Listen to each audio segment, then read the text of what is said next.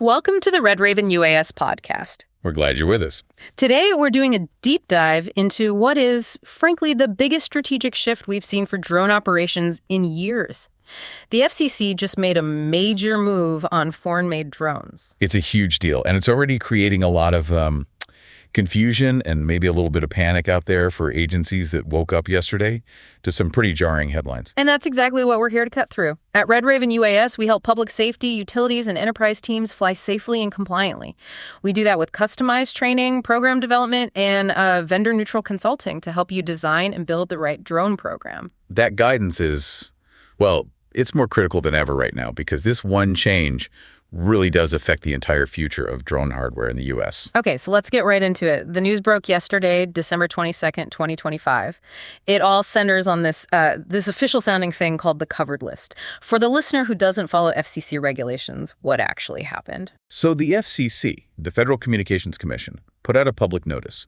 And what it did was update this thing called the covered list. And they added a new category to it. They added UAS and UAS critical components produced in a foreign country. And that phrasing, that it's a category, not a specific brand, that's really, really important here. Okay, so a drone gets put on the covered list. What does that mean in the real world? What does that do? It basically blocks it from the market. The practical effect is simple. Anything on that list cannot get a new FCC equipment authorization. And you need that authorization to sell a product here, right? Like any new phone or Wi-Fi router. Exactly. Think of it as the ticket to entry. Without that stamp of approval, you can't legally import or sell that device in the United States. So for a new drone model, it's a closed door. So this isn't about grounding drones that are already flying. It's more like closing the airport to new types of planes that want to land. That's a perfect analogy. This is market access restriction. It's about future approvals.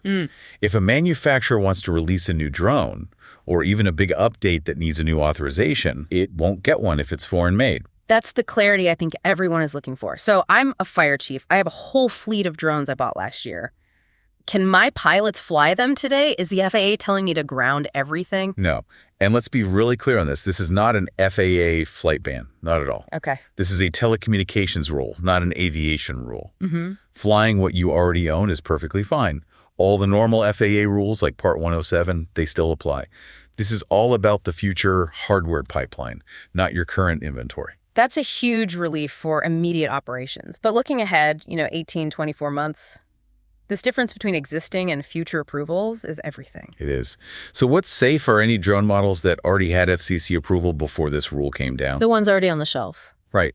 The inventory that's out there, the models that have been selling for a year or two, those can still be sold. And they can absolutely still be flown. Your current fleet is safe. What's blocked? What's blocked are any new foreign-made models that need that new authorization. So if a company comes out with their next-generation drone, new sensors, new radio, it's effectively blocked from the U.S. market. That brings up a big worry for anyone managing a fleet. My drone breaks, I need a new camera gimbal. Can I still buy one? That's where things get a little uncertain. Simple things like propellers or batteries, things that don't need their own FCC authorization, are probably fine. But the critical stuff. Right. The rule could potentially block future critical components. If the manufacturer releases, say, a new and improved flight controller or a new radio module that requires a fresh authorization, that part could be blocked. So the message is, if you're running a foreign fleet, you need to start thinking about its end of life now. The supply of future parts is a real question mark. Precisely. You have to plan for that. Now, there is technically an exception pathway. Okay. A new drone could get approval, but it has to be specifically cleared by the Department of Defense or Homeland Security. That doesn't sound like a simple checkbox on a form. That sounds like a full-blown national security review. It is. It sets an extremely high bar. It means a federal agency has to actively sign off and say this specific device does not pose an unacceptable risk. It's not a commercial process anymore. Let's talk about the market as it is today. I mean, we all know one or two companies dominate the consumer and prosumer space. Is this rule really just about them? That's the key thing to understand. No. The rule uses broad category language. UAS and UAS critical components produced in a foreign country. It's not targeting a specific brand. So it applies to any foreign manufacturer. Correct. Now, obviously, the market leader is going to feel the impact the most, but the rule itself is much broader. It's about where the hardware comes from, period. Okay, let's walk through what this means for different people. I'm a small drone business owner. Maybe I do real estate photography or inspections. What does this change for me? Well, for a long time, you've benefited from fierce competition that drove prices down and features up. That's changing. My future choices are now limited. Exactly. When your current drones get old, you'll face a tough choice. You either buy older, already approved models that might feel outdated, or you make a much bigger financial jump to a US or other trusted alternative. It directly impacts your business model.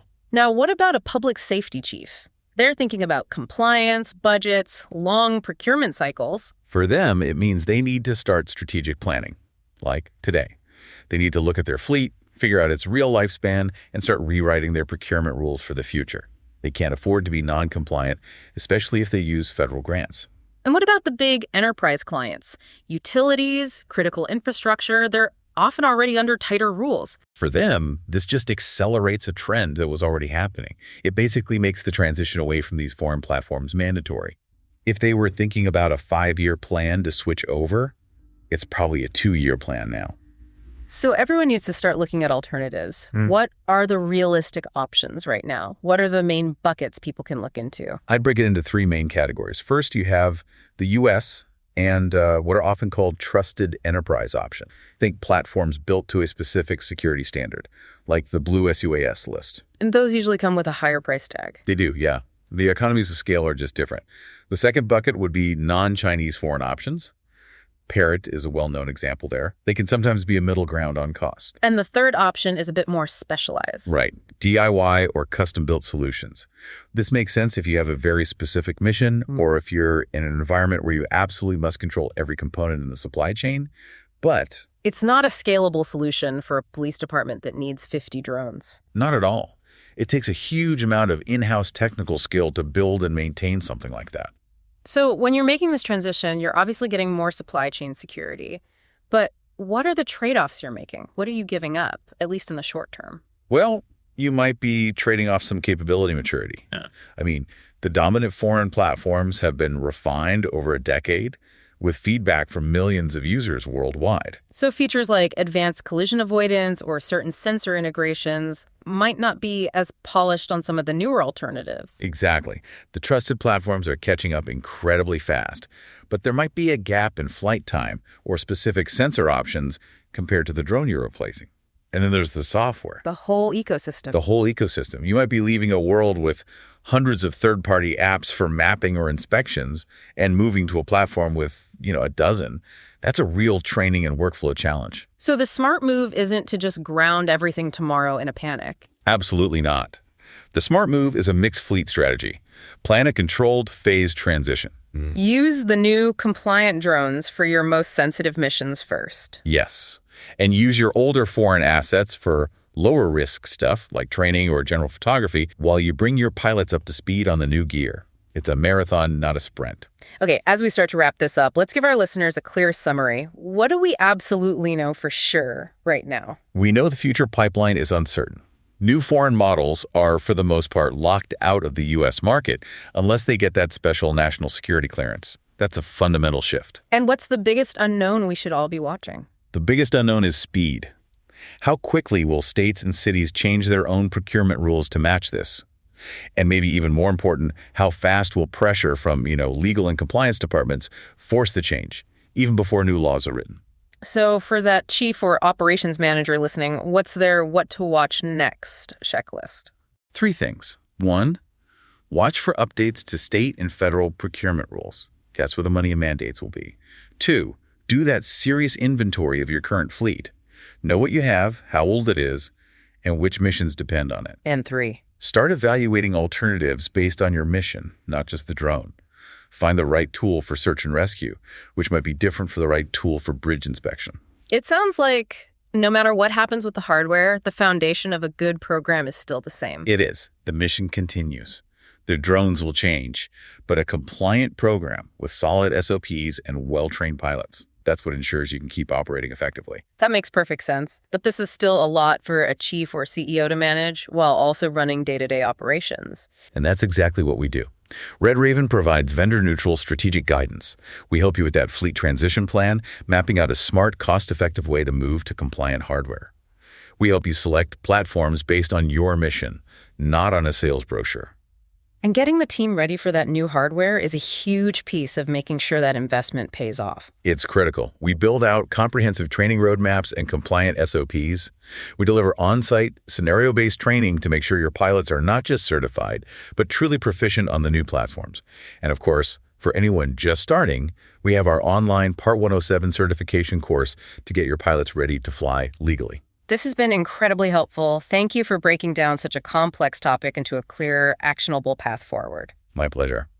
Thanks for listening to the Red Raven UAS podcast. Visit redravenuas.com for consulting, training, and FAA Part 107 certification, and check out the current special pricing on our Part 107 course.